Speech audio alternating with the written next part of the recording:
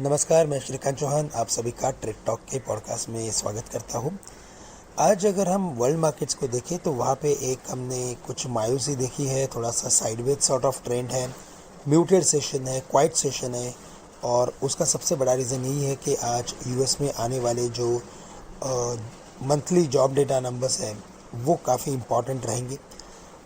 इन numbers के basis पे हमें एक इंडिकेशन आ सकता है कि फेड अपने इंटरेस्ट रेट्स को कब तक पॉज रख सकता है या तो उसमें कोई बदलाव कर सकता है। तो इसी वजह से इन नंबर्स के आने के पहले हमें लगता है कि मार्केट वॉलेटाइल और साथ ही साथ रेंज बाउंड भी रह सकता है।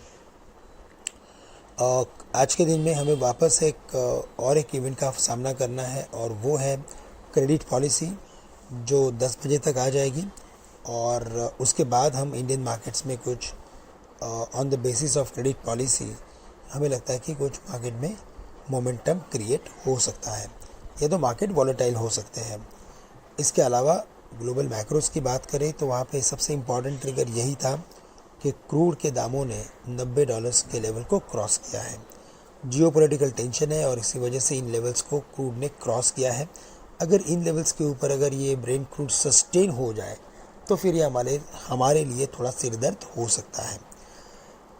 निफ्टी की बात करें तो हमें लगता है कि अंडर दिस ऑल इवेंट हमें लेवल्स के ऊपर काफ़ी फोकस करना पड़ेगा, बिकॉज वही हमारे मार्गदर्शक हो सकते हैं। 22,300-350 एक इम्पॉर्टेंट सपोर्ट लेवल निफ्टी के लिए बना हुआ है। इन पर्टिकुलर लेवल्स के करीब हमें कुछ लॉन्ग की पोजीशंस बनानी चाहिए कॉन्ट्रे व्यू के साथ। स्टॉप लॉस रखेंगे 22,200 का, क्योंकि सपोर्ट लेवल्स जो है वो काफ़ी शानदार तरीके से शिफ्ट हो चुके हैं 22,000 से 22,200 के करीब। साथ ही साथ हमें लगता है कि 22,630 के करीब 22,630 के करीब मार्केट में बढ़िया सा एक रेजिस्टेंस बना हुआ है।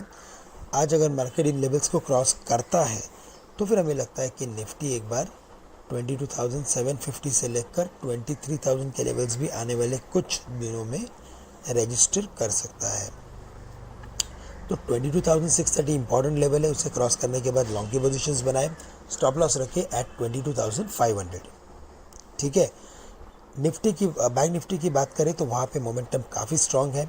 इनफैक्ट आने वाले दिनों में जो मार्केट की रैली बनेगी वो बैंक स्टॉक्स डिसाइड कर सकते हैं या लीड कर सकते हैं, ऐसा हम कह सकते हैं। उसका सबसे बड़ा रीज़न ये है कि प्राइवेट बैंक के साथ साथ पीएसयू बैंक्स दोनों में तेज़ी बनी है। एचडीएफसी बैंक के साथ साथ स्टेट बैंक में भी तेज़ी हम देख रहे हैं। तो इसी वजह से हमें लगता है कि बैंक निफ्टी में अच्छा मोमेंटम बनेगा। 48,350 के ऊपर तेज़ी बनेगी, जो 48,600 से लेकर 700 के लेवल्स तक बैंक निफ्टी को लेके जा सकता है। साथ ही साथ हमें लगता है कि कोई भी करेक्शन अगर आए तो 47,700 के करीब बैंक निफ्टी में बढ़िया सा सपोर्ट है।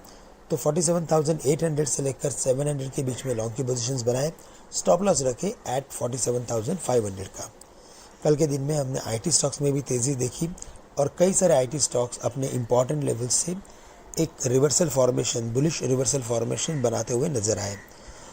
ये भी एक इम्पॉर्टेंट ट्रिगर हो सकता है, क्योंकि मंथली जॉब डेटा के नंबर्स अगर थोड़े से भी अगर उत्साहजनक रहे, यानी कि थोड़े से अगर ये नंबर्स घट के अगर आते हैं तो आईटी स्टॉक्स के लिए ये काफ़ी बड़ा सपोर्ट या एक रिलीफ दे सकता है।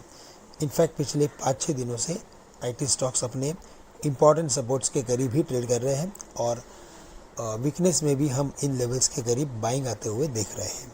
तो आईटी स्टॉक्स पे भी फोकस किया जा सकता है। फाइनली मेटल स्टॉक्स में अच्छी खासी तेज़ी बनी हुई है, मोमेंटम बाकी काफ़ी स्ट्रॉन्ग है। तो बाय ऑन डिप्स की स्ट्रैटेजी रखें और थोड़ा स्टॉक स्पेसिफिक रहना ज़रूरी है, क्योंकि कई सारे स्टॉक्स अपने इम्पॉर्टेंट ओवरबॉट लेवल्स पे आ चुके हैं। तो दोस्तों आज के लिए बस इतना ही। आप सभी से मैं आज के लिए विदा लेता हूँ और आपका दिन मंगलमय रहे ऐसी कामनाएं करता हूँ। धन्यवाद।